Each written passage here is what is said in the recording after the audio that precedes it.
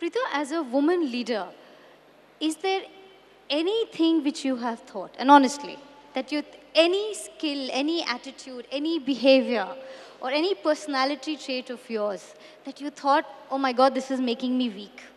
Anything? Did you ever think that? Because you always say what makes you powerful, and we can easily see what makes you powerful. Have you ever thought consciously, nay, this is going to make me look like a lesser leader, let me not do it this way? Well, we have to face facts being women, and you can't get over it. Um, there was a stint with CII and FICCI and whatever, and there's a very strong old boys club. Now, you cannot at some point, you can't go and sit in the bar and hang out with them, and drink. Lots of us can't. I mean, some might, but I think we find it hard. I find it very hard. I find it very hard to go for a dinner, even if it's a formal dinner, and stay there beyond a certain point. So it's good to be just honest and say, hey guys, these are some things I just cannot do. We have lost, sometimes you want to hire a very senior professional, a very senior doctor into your system. You've spoken to him and the deal is all ready to be signed. And somebody takes him out for a drink and, offers him an arm and a leg and whatever, and they vibe very well. You can't fight it. So I think if you can't fight it, you just have to face it. But I don't think we can change for that. There's some things we cannot change for, and there's some things we will not change for. And, there are other things, there are issues like corruption, hot topic. I think the women find it, the average women, I'm not talking about all women in all walks of life, but I think the average women, like all of us, find it hard. Let's face it, we find it hard. We cannot do that. So we don't do that. And sometimes we lose, but I think in the long run we can live with ourselves much better. I sleep very well at night. I'm not embarrassed when I look at myself in the mirror. Things like that are very important to us. I don't think as women we should change. Absolutely. This is funny. There was a conversation and said if all the Fortune 500 were headed by women, we would not have an economic recession right now. The corruption would not have happened. In India also, it wouldn't have happened. So I completely agree that there is so much of strength we bring as, leaders. And I was telling Preetha in the morning, I was at the economic summit in China last month. And I'm saying it verbatim, guys. This is not because I'm talking to all of us as Sri Shakti. They said, India's growth will come from India's women leaders. And I'm sure they were not saying it because I was on the panel with them. They say, the kind of women leaders today you have given the Fortune 500 companies across the globe, right? The kind of women leaders that are coming out of India, the substance with which they talk at any platform, at any level, is very different from anyone they had seen before. Because, see, for a lot of them, to go to a Harvard is easy. For an average Indian woman to go to Harvard at an age when her parents are saying, you get married at 19, you better have the child and be a great daughter-in-law and know how to make biryani, I don't care whether you run a company, is the reality with which we live. How have your in-laws dealt with this? Or how do you handle, I know it's a very banal question, but a lot of women here are at a cusp of starting a family, of handling in-laws. Parents, you can arm twist and get them to do. You're lucky your dad was with you. But how is the in-law conversation? It's a bit hard, but before you were talking about Indian women in business, again, I'm fortunate that, I'm part of the CEO's forum, which the government of India, our Prime Minister has put together, and we interact with CEOs of the US. And one of the biggest CEOs there is Indra Nui. She's a good friend. But the confidence, when she talks, people listen. Same thing, Kiran's on that committee. And she has so much of sense, so much of in-depth knowledge in her business. Chanda is on that.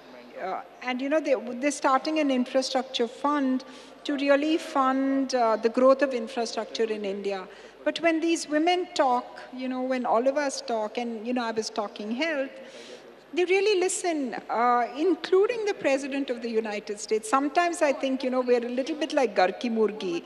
They don't listen to us here, the politicians and whatever. But you go abroad and they actually listen to us. We're doing a project where in the US, the cost of healthcare is very, very high.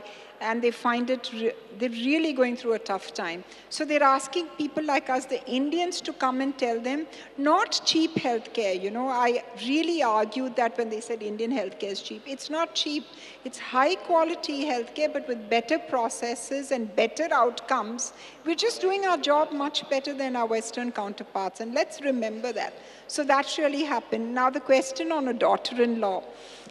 Number one is, I think I was lucky. I had fabulous in-laws, no more.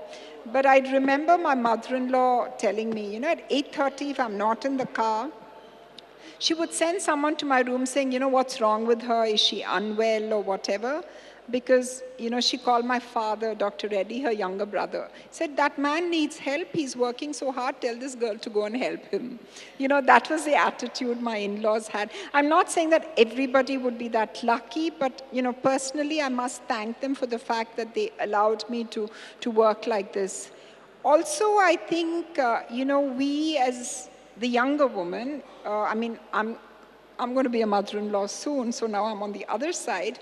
But I think we need to understand that, the in-laws, the moment you're married into someone's house, they actually become parents. They are the priority. And you have to respect, because you're actually going into their family. So you have to respect what they're looking for. You have to be able to give. If you were giving 10 times in your house, you jolly well give 100 times. That's your role. So there's no point fighting something, because I always feel that if you oppose something, you come up against a wall. But if you're willing to really meet things more than halfway, and you have to meet it more than halfway, then people understand. So it's a question of being able to, gain their confidence, being there for them when they want, and showing them a better way that, really speaking, who would want, if I'm running the house, why would I want another woman in my space? Let her go out and work. It kind of lessens the burden. So there are ways of thinking about it, there are ways of handling about it. There's no one great answer. When you've taken this on, Preetha, what is the learning that the entire community of younger entrepreneurs who are first generation entrepreneurs, what should they look out for? Yeah, I just have to tell you that, I didn't start I didn't go to business school. I didn't start as an entrepreneur. In fact, mine happened, I was the last among the 4 to start working, because I was married and I had kids and everything. My sisters moved to Hyderabad, who were running the hospital in Chennai. So then I started working. And if more than 3 people even came into the room, I would be sweating, I would be tearful, my knees would turn weak. I was so frightened. When I started working, I was very frightened about really even interacting with people. But it's just that, confidence comes over time. It does not come the first day. It doesn't come your first day at work. But the conviction that I want to do something has to be there.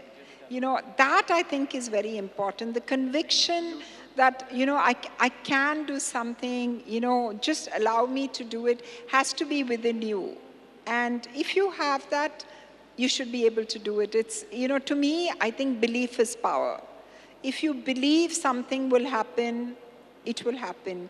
If you believe you can do something, you can do it. You really, really can. And it's a simple message, but it's a message which time and time again has happened. But the thing is, you must remember that, you have to do it not for yourselves. You have to do it because you believe what you're doing is right.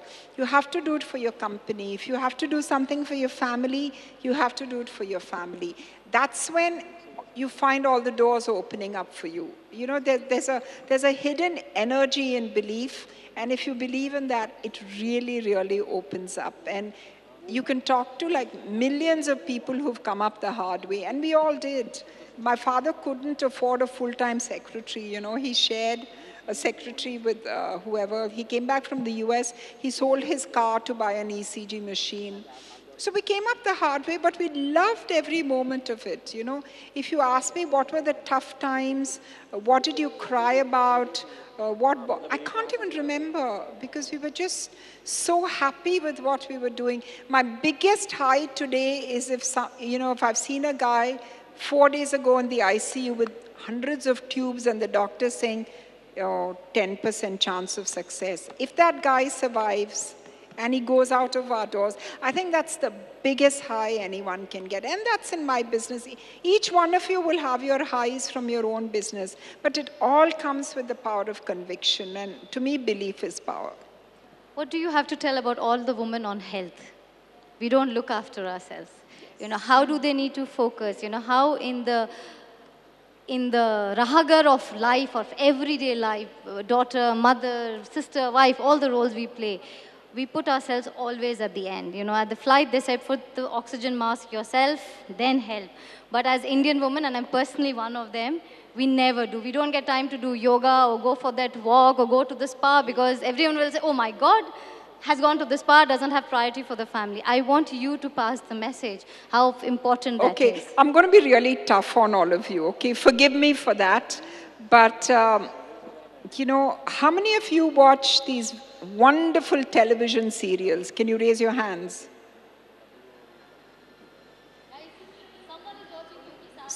You know that all those nice serials, none of you watch it. You're the best.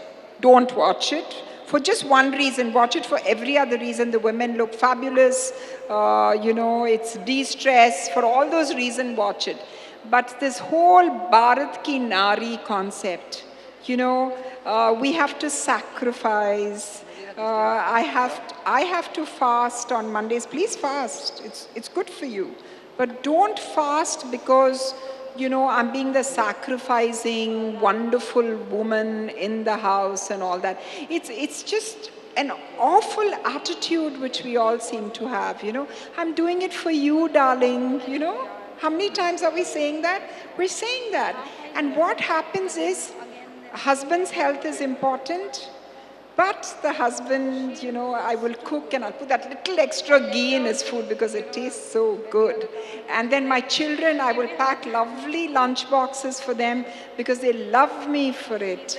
And then they come home and they're hungry, so let me give them the heaviest and the most, you know, yummiest of food. For heaven's sake, don't do things like that. But more than anything else, if you don't look after yourselves, if God forbid, you know, you don't, number one is, I don't know how many of you are insured for health. Can you raise your hands? How many of you have health insurance? My God, you're the best. Because every time I go somewhere, one hesitating hand comes up. So I think you people are an aberration. I'm so glad you're doing this because your health is so important. If you don't look after yourselves, if you don't screen yourselves for cancer, if you don't eat right, if you don't exercise right, you will literally be a pain in your families. You know, you will be a pain because the children get upset when the mom is sick. The husbands are devastated when something happens to the wife. The parents and the in-laws say, oh my God, she's sick, what are we going to do? So you don't understand that you're actually the pivot of the whole Indian family. So for heaven's sakes, look after yourselves. You know, the supreme sacrifice is actually being and staying well so that you can look after everybody else. So I think your health is important. Take some time out for yourselves. I'll tell you why. If you are going to the gym, if you are walking, if you are doing yoga, everybody else will follow in the family. But if your husband is going to the gym or the kids are going, you'll watch them nicely. You'll probably hand them their shoes or do something like that. But if you are doing it, everybody else will do it. So I'm just saying that you don't understand, but the fact remains that you actually are the leader in the family. You're the one everybody follows. So please eat right. Please look after yourselves. Go for your checkups. And it's not that, you know, when I'm 50, I will get checked up. When you're in your 30s is the time to get checked up. And if you're healthy, you actually are 10 times more beautiful than if you're not healthy. If you're happy, you don't have lines on your face. If you're happy, happy, you're great to stay around with. You know, everyone wants to be around you. So there's so many aspects of staying well and healthy, and that's why every time I speak to people, I say, please look after yourselves. You're doing yourself, your family, the country, the economic situation, everything a big favor. So it's my passionate plea to all of you that I'm so glad you're all looking after yourselves, but tell everybody else to do it. You know, if there's a lady coming home to, you know, clean your vessels or whatever, tell her to look after herself. Instead of giving her a 100 rupee tip, just try and see if she can just get a checkup for herself. You know, diabetes, cancer, heart disease. India has the largest number today. And that is going to drain all our resources. Not only the government of India, it's going to drain all our resources. So today we have to fight these burdens. And so please, for heaven's sake, look after yourselves. Thank you, Preetha, for saying this, because I keep saying this everywhere, with friends and family, that the biggest thing you can do to your family, your country, and the enterprises that you run is to be fit, happy, and glowing for it. Now,